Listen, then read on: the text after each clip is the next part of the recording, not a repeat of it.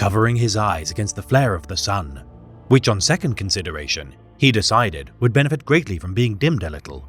Aradryan thought about the sky. There was no dome to hold it in place.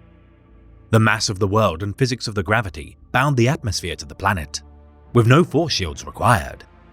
It was a magnificent thing, and listening to the squeal and screech of birds, really, truly wild birds, sent a thrill through him. "Extremers," muttered Jer as he walked past. "Always with their heads in the clouds." Aradryan turned to respond, but his harsh answer died in his throat as he saw the smile on the ranger's face. "I once actually had my head in a cloud," Aradryan said, shifting the rifle slung over his shoulder into a more comfortable position. "It was on the sky bridge, above the Gorge of Deep Regrets." "Fascinating."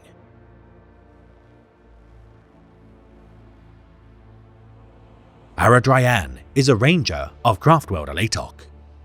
Perceiving his home as a prison which stifled his nature, following his treading of the path of the steersman, this rebellious Alatokai disembarked from his ship, the Lacontiran, before reuniting with his lifelong friends. Meeting with Corlandril the artist and Firiana the dreamer, Aradryan unburdened his affections for his female counterpart, causing a rift to form between the three, each taking new paths to turn a new lease on life. Considering taking his own life, dashing himself upon the rocks of the Bridge of Glimmering Sighs, Aradryan knew that the Craftworld's failsafes within the Dome of Silence Lost would prevent such a fate. Alienated by his friends, Aradryan accompanied the Baeltan Ranger of Falling Stairs, Athaleni, aboard the Erdoris as he began to follow the path of the outcast. Introduced to his new crewmates, Jer Esinadith, Lekfenian, and the pilot, Cal Lane, within their vessel, which dated back almost to the fall of the Eldar, this fledgling ranger learned to practice his new way of life as they ventured to Carlieni via the Archer Cascade. Receiving a distress call from the Exodite world of Aelin Iliesh, beset by an orc invasion, much to Aradryan's chagrin, the outcasts returned to Alatok to warn their council of the doom befalling their kin. Bringing the might of Alatok to combat the Greenskin Tide, the outcasts met with the Pandita of the city of Hierophras Lane, Regalis Sariangif Nayad, as they began to organize deployments. Jer Esinadith leading his men to the sub-city of Selene as the other rangers diverted to its sister city, Hresh. Aradryan partook in his first firing position maneuver, finding his aim to be true, firing upon the orc gun crews. Having no war mask to cast off when battle had subsided, the rangers wrestled with the thrill of killing and learned to resist combat's lure. Victorious in their efforts to purge the orcs, the crew of the Idaris ventured forth to the Croneworld of Kai Dazar, a port of myriad Eldar renegades such as Drukhari, Rangers, Harlequins, and even White Seers of the Black Library, run by its founder, Estraphane. Watching the performance of Great Harlequin Findelsith, who saw within Aradryan something special, the Jesters of Kegarak joined forces with the Rangers as they allied with the exiled Drakon of the Cabal of the Crimson Talon, May Ensith. Aboard her flagship, the Fey Terath, Aradryan would join the crew of the Dark Abyss, the Drukhari leader growing fond of her new crewmate as she taught him the arts of blade work. The Alliance of Eldar journeying to the palace of Miar Isilian, seeking to procure the Tears of Isha sundered by a force of Slaaneshi demons. Within the heart of the Gulf of Magic, their forces would be ambushed. The demons, led by their Warden of Spirits, Lekfenian, would reveal his true nature as a Harlequin solitaire and confront the Decadent Lord. Aradryan and his comrades securing over 200 Spirit Stones before withdrawing from the battle. Lekfenian departing from the Rangers, now capable of leading his own troop, alongside Findelsith.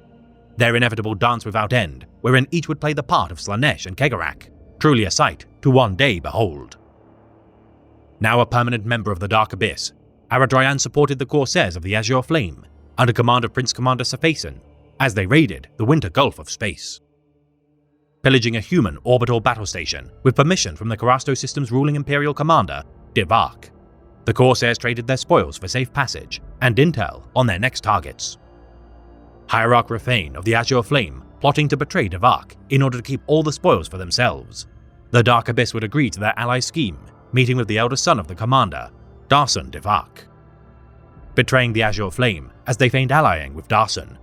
Aboard his ship, the Invigorating Glory, Aradryan dueled with his chief steward, Antoine Nalim, following his rebuke for not bowing in the presence of the Viceroy. Bargaining Darson to relinquish ties with the Azure Flame, though the rogue trader acceded to his demands, with Aradryan's return to the Fate Aerith, he commanded the crew to fire upon Darson's vessel, fulfilling his ill-fought double cross. Continuing their raids of the Winter Gulf, Aradryan gained a reputation as a ruthless corsair, Mayensif testing him as a true outcast by leaving her ship in his command as she diverted to helm the Haenamore, convening in 10 cycles at the Cradle of Moons. Aradryan's endeavor raiding an Imperial convoy beset by a group of renegade space marines. As losses rose, the promising corsair contacted the Black-clad Angels for a parley. Meeting with their leader, Gesart, who knew not that his ally, Zacharis, was possessed by a demonic entity, the Black Shield regardless forfeit the mortal crew of the convoy to end hostilities. Earning vast spoils to bring to his mistress, Aradryan would return to the Cradle of Moons, only to find the debris of the Haenamore, managing to rescue Mayensif before departing. Aradryan receiving visions of Firiana, warning of the doom of Alatok, as he relaxed in a Dreamleaf-induced haze. His ramblings failed to convince Mayensif to divert to the Craftworld, as they tracked a ripe convoy within the Nafayafil sector. Wary of the location's vast dust clouds and asteroid fields, perfect in their ability to hide ambushing voidcraft, Aradryan's wariness proved correct, as the smaller craft, the Caden Durith, identified a dozen Imperial warships lying in wait. Diverting with all speed to Alatok, unknowingly leading the Imperials to its domains, Aradryan met with the Council of Seers and confessed his attack on Darson D'Vark to be the cause of their aggression.